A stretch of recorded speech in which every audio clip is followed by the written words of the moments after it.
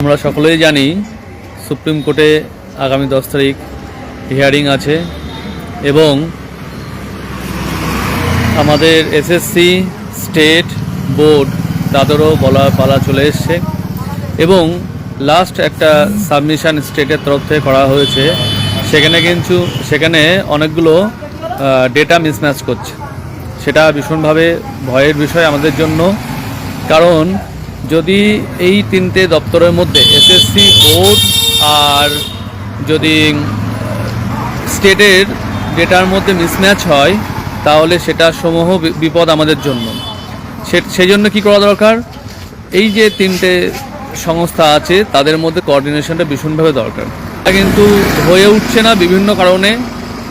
SSC বলছে state তাদের সঙ্গে ডিসকাশন না করেই নাকি সাবমিশন দিয়ে দিয়েছে, কিন্তু এটা তো একটা অবাস্তব বিষয় যে আমাদের রেকমেন্ডিং অথরিটি তার সঙ্গে ডিসকাশন ছাড়া স্টেট কি করে একটা সাবমিশন দিয়ে দেয়। এবং সেই জন্য আমরা যেহেতু 10 তারিখটা ভীষণভাবে ইম্পর্টেন্ট এবং আমাদের নিজেদের সাথে এবং শিক্ষা ব্যবস্থা সঠিকভাবে বাঁচিয়ে রাখার সাথে সমাজের কারিগর হিসাবে আমাদের একটা দায়িত্ব চলেই আসে এবং আমাদের সম্মান যাতে পুনরায় ফিরে আসে, তার পাশাপাশি যাতে পুরোপুরিভাবে এই যে তিনটে ডিপার্টমেন্ট আছে এসএসসি স্টেট এবং ডব্লিউবিবিএসসি, যারা আমাদের এই টোটাল নিয়োগ প্রসেসের সঙ্গে বা আমাদের কর্মজীবনের সঙ্গে যারা ওতপ্রোতভাবে জড়িত, তাদের তথ্যর মিলটা কিন্তু খুঁজে পাওয়া ভীষণভাবে দরকার। যার জন্য আমাদের মাননীয় মুখ্যমন্ত্রীর সঙ্গে আমরা সাক্ষাৎকারের জন্য 6 তারিখ রাস্তায় নামব এবং আমরা কিন্তু সংকল্প নেব, বদ্ধপরিকর হব, যতক্ষণ না মাননীয় মুখ্যমন্ত্রীর সঙ্গে আমরা সাক্ষাৎকার করতে পারছি ততক্ষণ আমরা মাটি কামড়ে পড়ে থাকব। কারণ এই অস্তিত্ব রক্ষা করা কিন্তু এবং আমাদের যে সম্মানহানি হয়েছে সমাজে, সেই সম্মানহানিটা যাতে আমরা আর না হতে দিই, তার জন্য সুপ্রিম কোর্টের যে হিয়ারিং 10 তারিখে, তার আগে 6 তারিখে আমরা যে রাস্তায় নামছি, সকলে মিলে একসঙ্গে রাস্তায় নামতে হবে এবং নিজের অধিকার নিজে বুঝে নিতে হবে। স্বেচ্ছায় সবাই চলে আসুন এবং দেখুন, সমস্যা কম বেশি সবারই আছে, এই অজুহাত দিলে কিন্তু হবে না।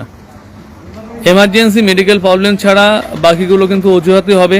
অজুহাত ছাড়া সকলে চলে আসুন। আমরা আজকে পর্ষদে গিয়েছিলাম, ডব্লিউবিবিএসসিতে গিয়েছিলাম, পেশেন্টের সঙ্গে কথা হয়েছে। যখন আমাদের পথ শেষ হয়ে যাবে সেই পথই কিন্তু পথ দেখাবে।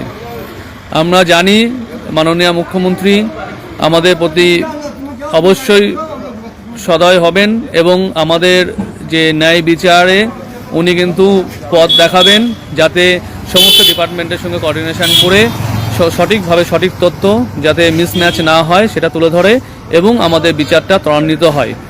সকলে ভালো থাকবেন। সবার সঙ্গে দেখা হবে রাজপথে 6 তারিখে এবং কোথায় নিশ্চয়ই এতক্ষণে জেনে গেছেন সবাই, আমরা তাও বলে দিচ্ছি, ময়দান মেট্রো স্টেশন গেট নাম্বার 1। ময়দান মেট্রো স্টেশন গেট নাম্বার 1 কীভাবে কী আসতে হবে সকলেই জানেন, আমি লাইভে বলছি না। সকলে আসুন, একসঙ্গে আমরা যাব, একসঙ্গে দেখা হবে, পথেই দেখা হবে এবং সেই পথ থেকেই আমাদের মাননীয় মুখ্যমন্ত্রীর সঙ্গে দেখা করে এবং আমি আশা রাখি উনি আমাদের সঙ্গে দেখা করবেন এবং আমাদের ন্যায় বিচার পাড়িয়ে দেওয়ার পক্ষে উনি সদাত্মক ভূমিকা পালন করবেন।